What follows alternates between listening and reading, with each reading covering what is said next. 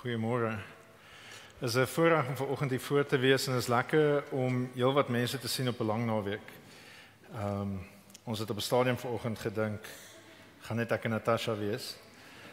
Maar het is lekker om te sien, hier is 'n klomp van ons en dit is 'n wonderlike gedeelte waarna ons vanoggend kyk wat Annie nou net vir ons gelees het. Soos wat ek die week na dit gekyk het en 'n klein bietjie langer, is dit wonderlik om te sien hoe God se woord eintlik in die gedeeltes wat ons so vertroud mee is baie keer, soveel vir ons te sê het. En so vir die wat dalk vanoggend nie terug is, ons is besig met 'n reeks getiteld Die Kruispad. En so ons kyk na Matteus 26 tot 28 soos wat ons op pad is na Paasfees toe. En so dis in 'n mate ter voorbereiding van Paasfees. Ek gaan vir ons bid en ek gaan vra dat die Here ons genadig sal wees soos wat ons vanoggend na sy woord saam kyk. Kom ons bid saam.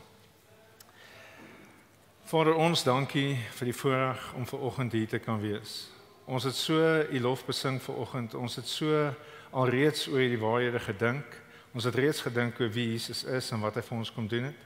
En so Vader, ons wil vra dat U Gees ons vanoggend in staat sal stel om Jesus opnuut weer te ontdek. Om nader aan hom te groei, om 'n dieper waardering te hê vir wie hy is en vir wat hy vir ons gedoen het. En Vader, ons wil vra dat U ons in staat sal stel om die kruispad getrou te loop. So te loop dat U na ons kyk en vol vreugde is met ons lewens. Help ons om die kruis te verstaan, help ons om in lig van die kruis te lewe en help ons om werklik sout en lig in hierdie wêreld te wees. Wees asseblief vanoggend ons genadig Vader en praat met elkeen van ons, ontmoet met elkeen van ons wat hier is.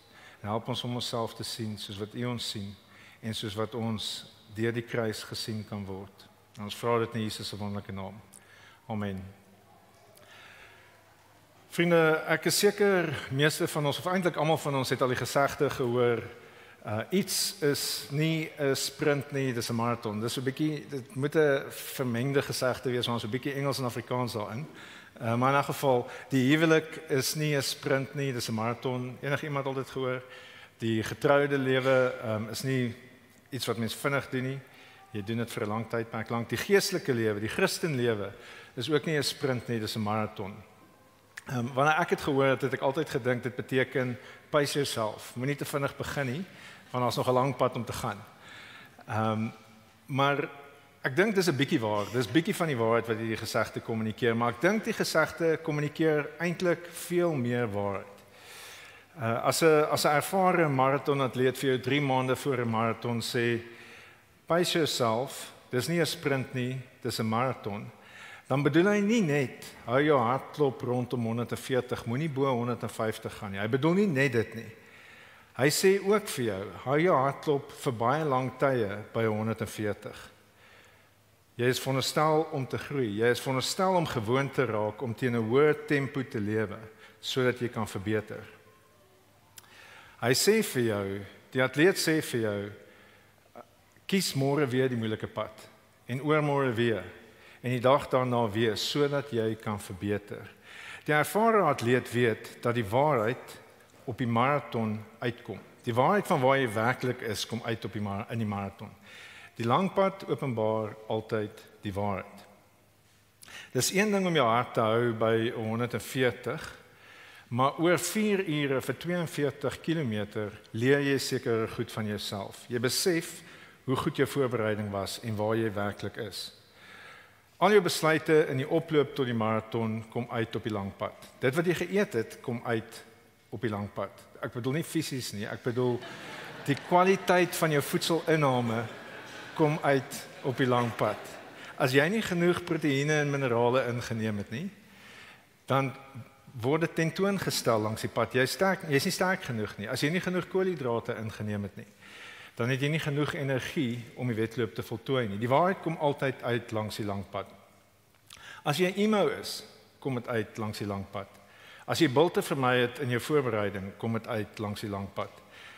As jy nie genoeg geslaap het nie, of jy het te veel keer laat geslaap, kom dit uit langs die lang pad. Ek dink die punt is hopelik al duidelik. Die waarheid kom altyd uit langs die lang pad. As die lang pad net lank en moeilik genoeg is. En so die gesegde, die Christenlewe is 'n marathon, nie 'n sprint nie. Beteken nie om eenvoudig stadiger te begin nie. Dit beteken die waarheid oor waar jy werklik is gaan uitkom. Die opregtheid van jou hart se gesondheid gaan wys en so maak seker dat jy dag vir dag regtig gesond is. Die waarheid kom altyd uit langs die lang pad en dieselfde is waar vir die kruispad. Die waarheid van waar jou hart is, kom uit op die kruispad. In vandag se teks wat Andy vir ons gelees het, is Matteus besig om sy lesers te leer oor die kruispad. Hy help hulle om die kruis te verstaan. Ons sien 4 karakters in die gedeelte en die waarheid van hulle harte kom uit soos wat ons deur die teks beweeg. In vers 47 tot 50 sien ons vir Judas. Judas wat vir jare lank 'n volgeling van Jesus was en die waarheid van waar sy hart werklik is kom uit. In vers 51 tot 54 sien ons vir Petrus. Petrus was naby aan Jesus. Hy het geweldige voorregte geniet. Hy was saam met Jesus op die berg waar Jesus se glorie geopenbaar is. Hy was een van die eerstes wat besef het en bely het dat Jesus die Christus is. En hy was in die binnekring gewees toe hulle die vorige nag gewaak en gebid het. Maar sy hart kom uit op die kruispad. Die menigte in vers 55 en 56, die menigte se hart kom ook uit. Die menigte is dieselfde groep mense wat in Matteus 21 gesing het, Hosanna vir die seun van Dawid. Geseënd is hy wat kom in die naam van die Here. Hosanna in die hoogste. Maar hulle harte kom ook uit op die kruispad. Die 4de karakter wat sy hart ons kan sien op die kruispad is Jesus. Jesus se hart kom uit op die kruispad. Jesus het al 3 keer vir hulle gesê op pad tot waar hulle nou is, dat hy gaan moet sterf en hy gaan op die 3de dag weer opstaan. Hy het geweet waarvoor homself inlaat. Hy het presies geweet en hy was baie bang daarvoor. Verlede week het ons gesien dat hy 3 keer gebid het dat hierdie lydensbeker by hom verby moet gaan. Maar God se wil dat ons gered moes word, sou nie geskied het as dit gebeur het nie. En so Jesus moes die kruispad voltooi. En so Jesus se hart is ook geopenbaar. Ons, as die wat inkyk op die storie vanoggend, kry ook vanoggend 'n geleentheid om ons eie harte te ondersoek. Soos wat ons kyk na die kruis, ondersoek ons eie harte en het ons 'n geleentheid om te besef waar ons werklik is. In Matteus 16, ons het dit gesing ook vandag. In Matteus 16 het Jesus vir die disippels gesê, toe Petrus besef het dat hy die Christus is. Matteus 16 vers 24 het Jesus vir hulle gesê, as iemand my wil navolg, moet hy homself verloon en sy kruis opneem en my volg. Want wie sy lewe wil red, sal dit verloor. Maar wie sy lewe ter wille van my verloor, sal dit vind. Jesus sê sy volgelinge het ook 'n kruispad om te loop. Vir die van ons wat Jesus wil volg, lê daar 'n pad van selfopoffering en vertroue in God voor. Die kruispad gaan ons nie toelaat om al ons vrye tyd op die rusbank te spandeer nie. As ons die kruispad kies ons die pad met bulte, die pad waar ons lewens verander gaan moet neerlê. En die pad waar ons vir die koninkryk ons harte vir lang tye bo 140 gaan moet hou. Die waarheid van ons toewyding teenoor Jesus sal uitkom op die lang pad. Vandag se teks wys vir ons 3 verkeerde maniere om die kruispad te benader. Ons begin met Judas. Kom ons lees saam van vers 47 af.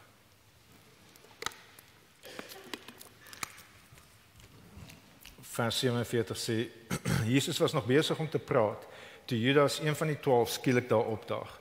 Saam met hom was daar 'n groot menigte met swaarde en knippels, gestuur deur die leierpriesters en familiehoofde van die volk.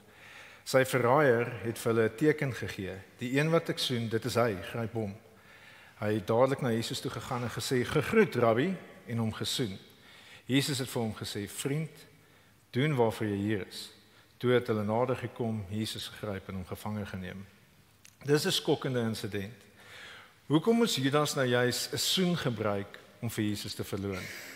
Die soen was baie soos in ons tyd 'n kulturele manier om iemand te groet wat 'n nabye vriendskap met jou het. En so wat het in Judas se hart hier aangegaan dat hy op so 'n manier vir Jesus verloon? Dit is interessant, hulle sê dat 'n rabbi word nooit deur sy disippels eerste aangespreek nie. En so die Judas wat hierso vir Jesus groet as rabbi, kommunikeer dat Judas glo dat hy gelyk is aan Jesus. Judas wat hierso sê rabbi en hom dan sê wees gegroet, is Judas wat sê Jesus is op my vlak. En so Judas sê eintlik teer wat hy doen. Hy sê, Jesus, nou is ek jou gelyke. Ek is moeg daarvoor om jou spesiaal te hanteer. Om die waarheid te sê, ek het jou eintlik nou hier uitoorlê. Ek het gewen, jou tyd, jou dae is getel. En so dit is skokkend wat Judas hier doen. Dit is skokkend wat Judas hier doen en tog nie so vreemd nie. Wat skokkend is dat ons ook die vermoë het om dieselfde te doen. Judas is nie die enigste disipel wat sukkel om te kies tussen selfgelding en Jesus nie.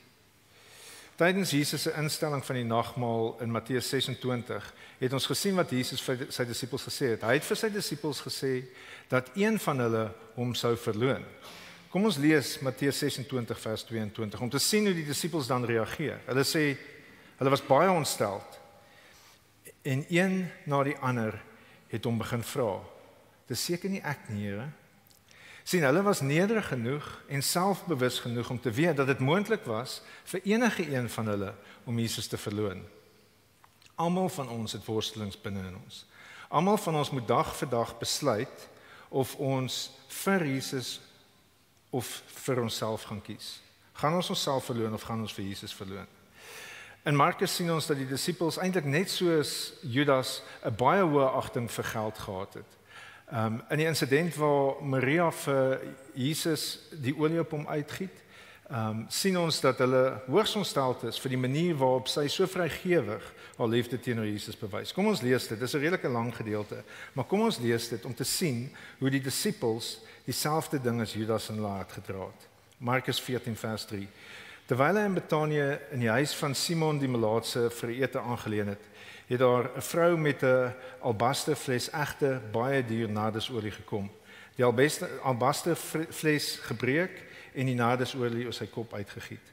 Sommige het verontwaardig onder mekaar gesê, waarom het hierdie verkwisting van die kosbare reukolie plaasgevind? Hierdie olie kon vir meer as 300 denarius verkoop word en dit kon aan die armes gegee word. En hulle het dit teen haar uitgevaar. So al die disippels is ontsteld omdat Maria op so 'n duur manier haar liefde teenoor Jesus betoon het.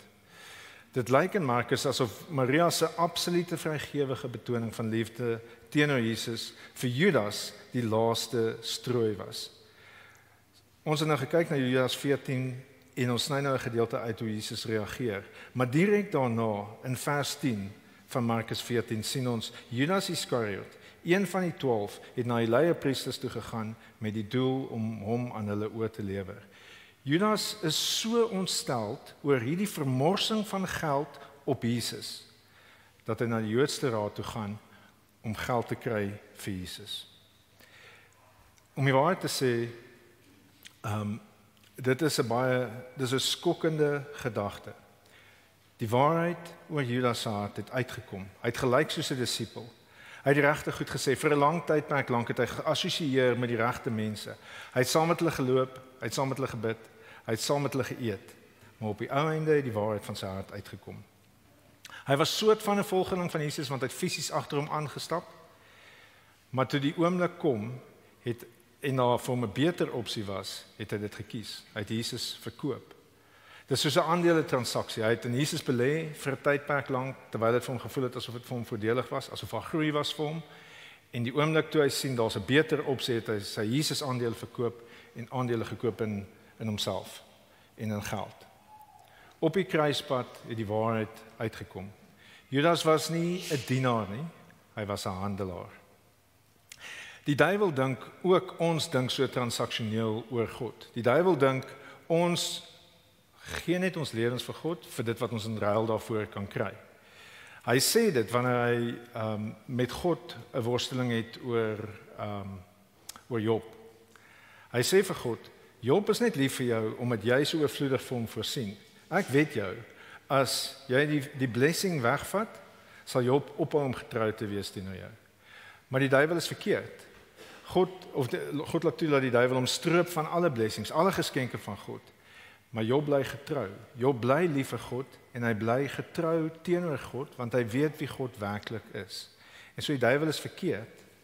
Mens kan getrou bly teenoor God omdat God jou geskenk is, omdat God vir jou kosbaar is. En so die vraag is, wat van jou en my? Is jy 'n dienaar of 'n handelaar? Kyk 'n bietjie na jou lewe. Waar belê jy jou energie en jou tyd en jou geld?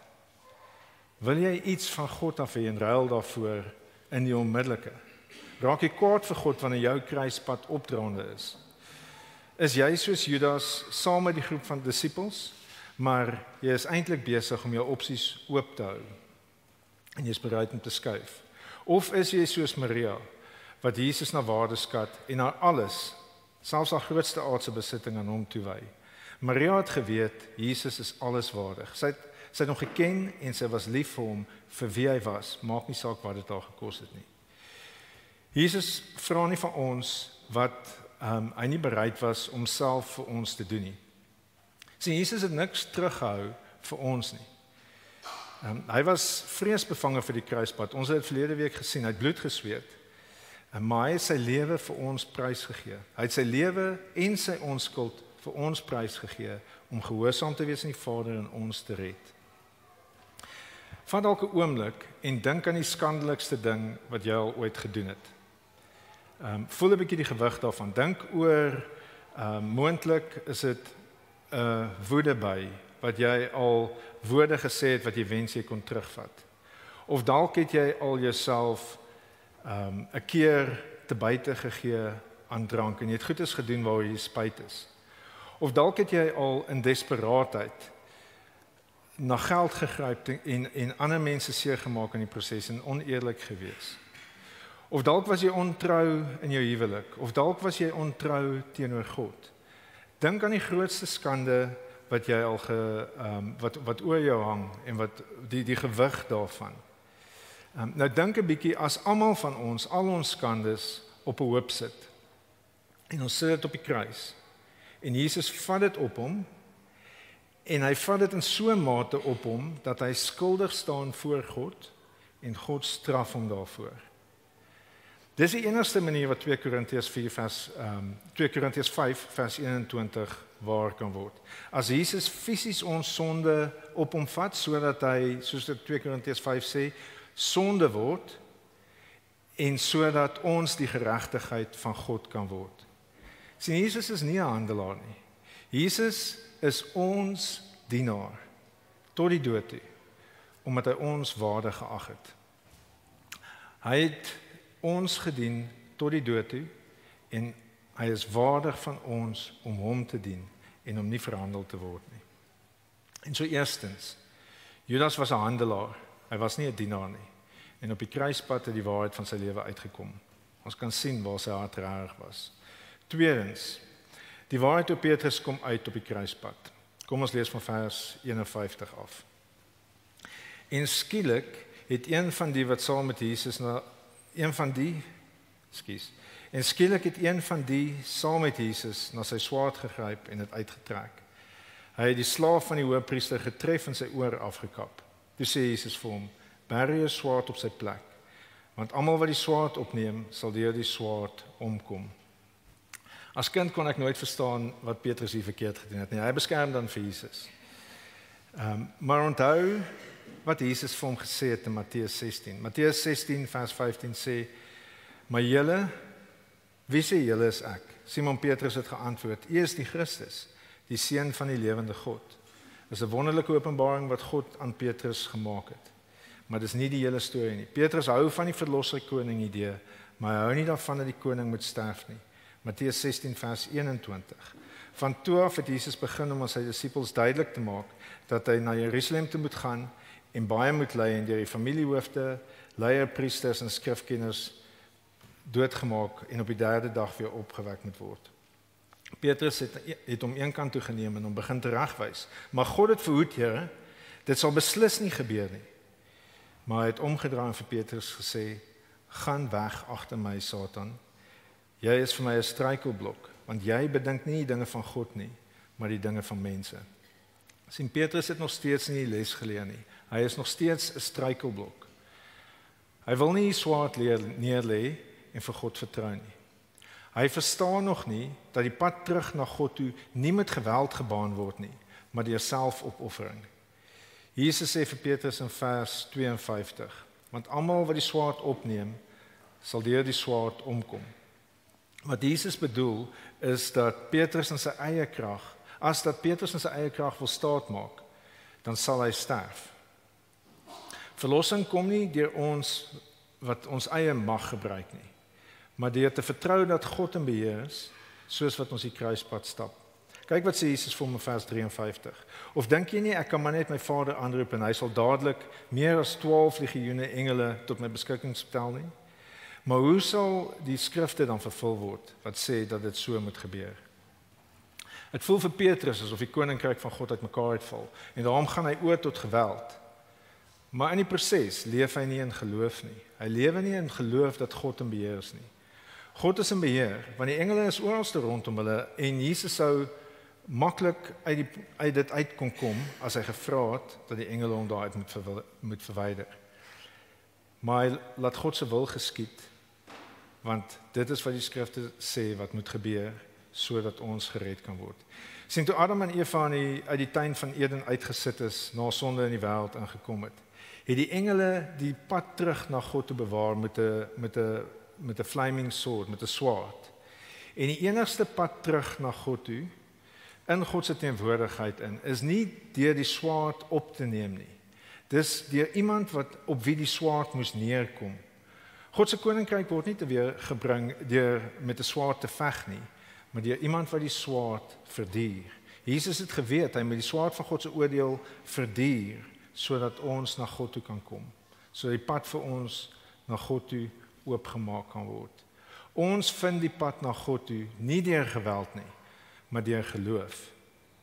Petrus het dit nie verstaan nie.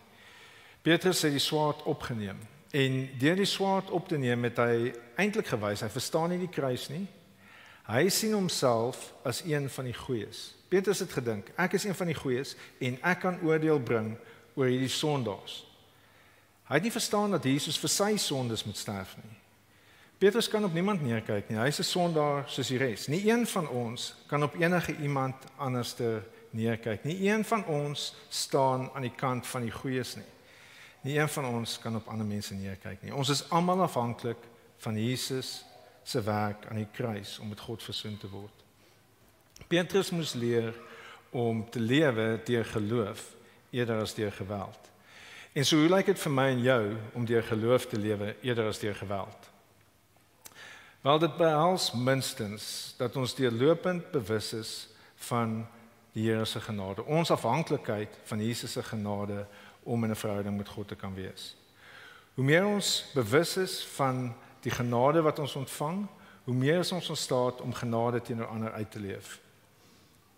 Jesus weet die kruis, of jy weet, die kruis het 'n impak op jou as jy besef dat jy sondig is, so sondig is dat Jesus vir jou moes sterf, maar ook besef dat dit 'n teken is dat Jesus lief is vir jou. Tim Keller sê dit so: I am so bad that he had to die for me, but I am so loved that he was willing to. As dit jou verstaan van jouself is, dan weet jy die kruis begin om 'n impak op jou te hê. Ek gaan dit weer lees. I am so bad that he had to die for me, but I am so loved that he was willing to. Ons raak nie meer soos Jesus deur die swaard op te neem en harder te probeer nie. Ons raak meer soos Jesus soos wat ons na die kruis kyk en meer selfopofferend ons lewens neerlê. Ons sal dit slegs kan doen as ons vertrou dat God in beheer is. Soos Jesus word ons geroep om 'n kruispad te stap.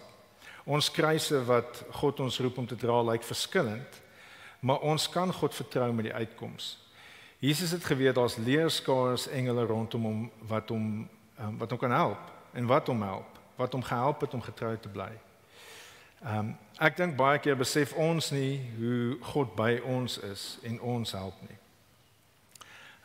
In 2 Konings 6 is die koning van Aram baie vies vir Elisa en hy stuur dan sy weermag om vir Elisa te gaan vang. En Elisa se slaaf word dan die volgende oggend wakker en hy sien net hierdie weermag wat rondom hulle is en hy is angsbevange. En dan sê Elisa vir hom, 2 Korintiërs 6 vers 16, moenie bang wees nie, want hulle wat by ons is meer as die wat by hulle is. Elisa het toe gebid, Here, maak tog sy oë oop dat hy kan sien. Daarop het die Here die dienaar se oë oopgemaak en hy sien toe, so waar, die berg rondom Elisa is vol perde en strydwaans en vuur. En so, ons is baie keer, ons het gesing vanoggend, ons het gesing, mag ons oë oopmaak, mag die Here ons oë oopmaak om sy hand in ons lewens raak te sien. En partykeer gebeur dit so dat wanneer ons in gevaar voel, bid ons en ons kan dadelik sien hoe God tot ons redding snel of hoe hy ons help. Partykeer gebeur dit so. Elisa en sy dienaar is die oorwinning gegee in daai insident. Hulle het God vertrou en tot hom uitgeroep en hy het hulle gehelp.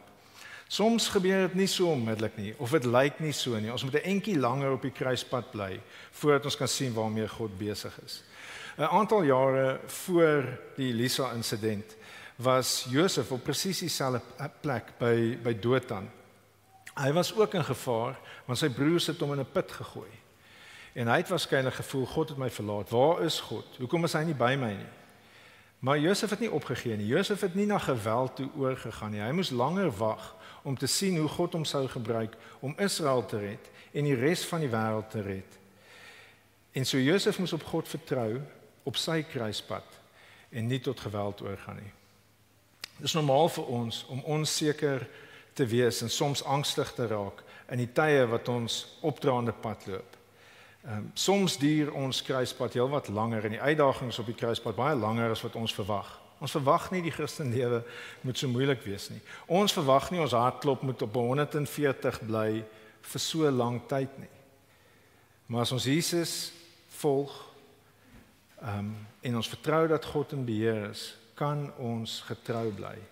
Ons kan vertrou dat daar engele rondom ons is wat ons staande hou en so God kan sy doel in ons en sy doel met ons bereik. Uit die gedeelte van Petrus sien ons die kruispad vereis geloof, nie geweld nie. Die derde en laaste gedeelte is Jesus en die menigte.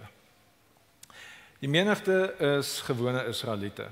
'n Paar dae vroeër, soos wat ons nou gesien het hulle vir Jesus 'n koninklike verwelkoming gegee. Jesus het op sy donkie vir die laaste keer in Jerusalem ingekom en hulle het hulle klere voor hom neergelê sodat die donkie op hulle klere kon loop en hulle het gesing: "Red ons, o God se koning, Hosanna in die hoogste." Daar's niks fout met die menigste se teologie nie. Hulle verstaan wie Jesus is. Die fout is met hulle karakter. Hulle kennis van wie Jesus is het nie gelei tot geloof wat hulle dapper gemaak het nie. Hulle het in vrees vir mense gelewe. En Jesus is weer eens heeltemal anderster. Jesus weet sy optrede gaan lei tot sy dood. Maar hy is nie bang nie. Of ten minste, hy is dapper terwyl hy bang is en hy vertrou dat God in beheer is. Hy sê vir hulle in vers 55, "Julle ken my. Julle het al baie by my geleer en nou skielik hanteer julle my soos 'n rower. Julle kom in die donker met wapens, julle lafharte." En dan sê Jesus weer, soos in vers 54, sê hy weer in 56, dit gebeur sodat dit wat die profete gesê het, dit wat in die skrifte staan waar kan word. So Jesus is nog steeds 100% bewus daarvan dat God in beheer is, al voel dit vir hom asof alles uit beheer uit is. God is met hom elke treukie van die pad. En daarom is Jesus totaal rustig. Die vraag vir ons hier is, soos wat ons Jesus volg op die kruispad, vertrou ons dat God in beheer is in ons lewens. En daarom is ons dapper genoeg om teen die stroom van die kultuur en die magte buite ons te swem. Is ons bereid om getrou te bly aan God se woord en teen die stroom te swem? Baie wysheid is hier nodig, want ons kan nie net soos Petrus all guns blazing gaan en teen die regering ons swaard uitblik nie. Ons het nodig om te weet hoe om getrou te bly teenoor dit waartoe God ons roep, en dapper te wees om teen die kultuur te swem op die regte goedes, op die regte punte. En dit is nooit maklik nie. Hierdie menigte is deur die kerkleiers van die dag opgesweep om Jesus gevangene te neem. Die arme ou wie se oor Petrus afgekap het, hy was die hoëpriester se diensknegt. So kom ons dink vir 'n oomblik waardeur het hy gegaan. Hy is deur sy baas en sy kerkleier gesê, gaan vang vir Jesus. Wat moet mens doen? Jou kerkleier en jou baas sê vir jou gaan vang vir Jesus. Sien, jou geloof moet baie sterk wees om dan te sê, nee, dis nie die regte ding om te doen nie. Sien, wanneer ons kultuur teenstrydig is met Jesus se wil wat in sy woord vir ons daar staan, het ons nodig om God te vertrou en ons lewens neer te lê en die regte ding te doen. Die regte pad sal selde voor die hand liggend wees, maar ons kan rustig wees dat God met ons is, soos wat ons kruispad stap. Ek sluit vir ons af. Die Christenlewe is nie 'n sprint nie, dit is 'n maraton. Die waarheid van waar jy hart werklik is, sal uitkom. Judas was 'n handelaar, nie 'n dienaar nie. Die waarheid het uitgekom, hy het meer waarde aan geld geheg as aan God. Petrus het homself tot geweld gewend, eerder as om 'n geloof op God te wag. Sy gebrekkige geloof was 'n struikelblok vir die koninkryk van God waarvoor hy wou veg. Die menigte was bang vir mense, te bang vir mense om die regte ding te doen. Maar hulle het maar net saam met die stroom gegaan, of die stroom nou goed was en Jesus geprys het op pad in Jerusalem in, en of die stroom nou sleg was om Jesus te gaan vang. En so wat van jou en my? Is jy 'n dienaar of is jy 'n handelaar? Maak jy staat op geloof of geweld om jou rol in die koninkryk te speel? En maak jou geloof jou dapper om te staan teen die stroom van die samelewing. As ons uitzoom van die storie en ons kyk 'n bietjie na die lewe van Petrus en Judas, dan sien ons beide van hulle het in ons teks vandag geval. Hulle het geestelik geval. Maar die een het die rots geword waarop Jesus sy kerk gebou het, en die ander een het homself so verwyd dat hy op die ou einde selfmoord gepleeg het. En so wanneer ons geestelik val, het ons twee opsies. Ons kan onsself eindeloos verwyd, soos wat Judas gedoen het. Of ons kan soos Petrus die kruis begin verstaan en lewe. Ons kan na Jesus toe kom vir vergifnis. Sien, Jesus bou sy kerk nie op foutlose mense nie, maar op mense wat hulle sonde kan bely en vergifnis kan ontvang. Jesus bou sy kerk op mense wat genade verstaan. Om die maraton van die kruispad te voltooi, moet ons ingeoefen wees om na Jesus toe te kom vir genade. Dis soos wat ons die kruis verstaan, wat ons die pad wat vir ons voorlê tot volëinding kan loop. Kom ons bid saam.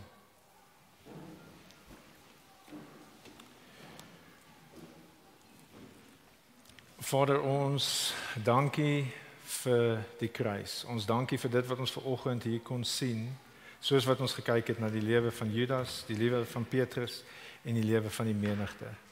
Vader, mag ons nie soos die disippels wees wat weghardloop nie. Mag ons mense wees wat die kruis sien en ons hoop daar plaas. Dankie vir Jesus. Dankie dat Jesus nie net vir ons 'n voorbeeld is nie, maar dankie dat hy ons sondes, al ons skandes op homself geneem het, sodat ons nou met vrymoedigheid na U toe kan kom. Maar dankie ook, Vader, dat soos wat ons daagliks val, dat ons weer kan kom en kan onthou, ons is vry, U is lief vir ons, ons kan weer probeer. Ons kan weer probeer om getrou te wees. Ons kan weer sê, ons is jammer, ons het geld bo U gekies, of ons het onsself bo U gekies. Dankie dat U nie onkant gevang is daardeur nie. Dankie dat Jesus reeds die prys daarvoor betaal het.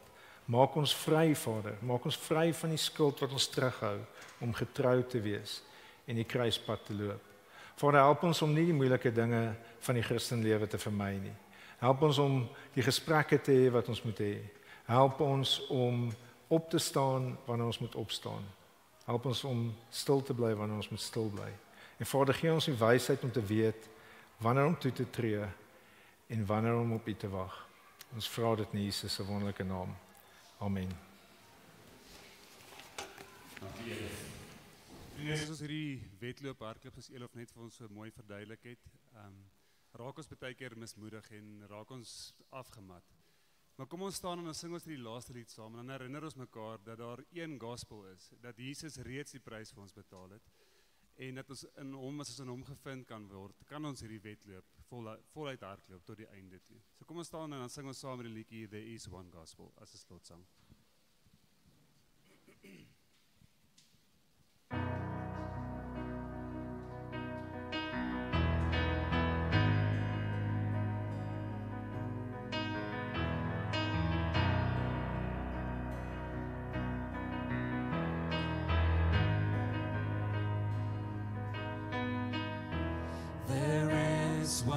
gospel on which I'll stand for all eternity.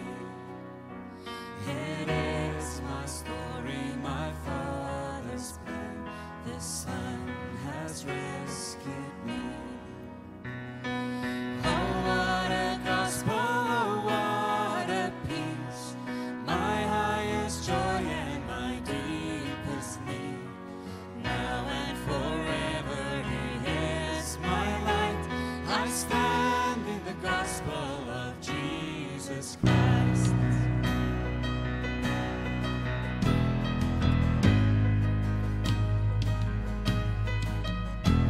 There is one gospel to which I cling, all else I count as lost. For there where justice and mercy meet, He saved me on the cross. No more I boast in what I can bring, no more I carry the weight of sin. For He has brought me from death to life. I stand in the gospel of Jesus Christ.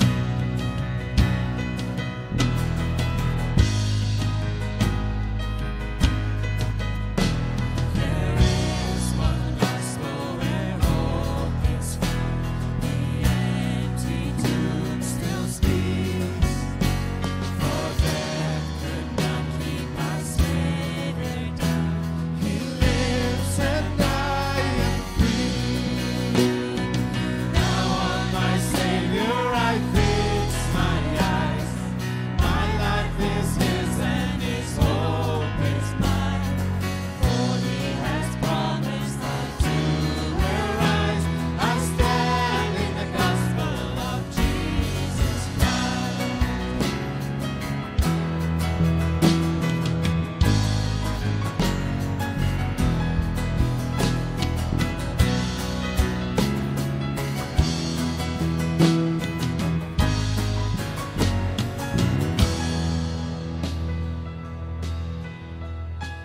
And in this gospel the church is one. We do not walk alone. We have His Spirit as we press on to lead us safely home. And when in glory still I will sing of this old story that rescued me. Praise to my Savior, the King of life. I stand in the gospel of Jesus Christ. And when in glory still I will sing of this old story that rescued me. Praise to my Savior, the King of life. I stand in the gospel of Jesus Christ. Praise to my Savior, the King of life. I stand in the gospel of Jesus Christ. I stand in the gospel of Jesus Christ.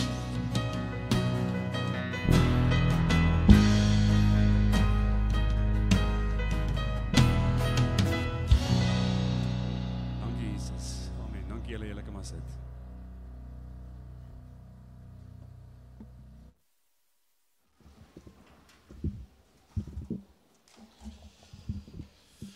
Dan sê julle, ons kom tot 'n einde net met 'n laaste paar afkondigings. Die eerste ene is dat indien jy gebed soek of enige vrae het, kom asseblief gerus na vore. Elof en myself en Erika gaan nie wees en ons sal met liefde saam met jou wil bid of enige vrae wil beantwoord wat die preek dalk by jou opgebring het.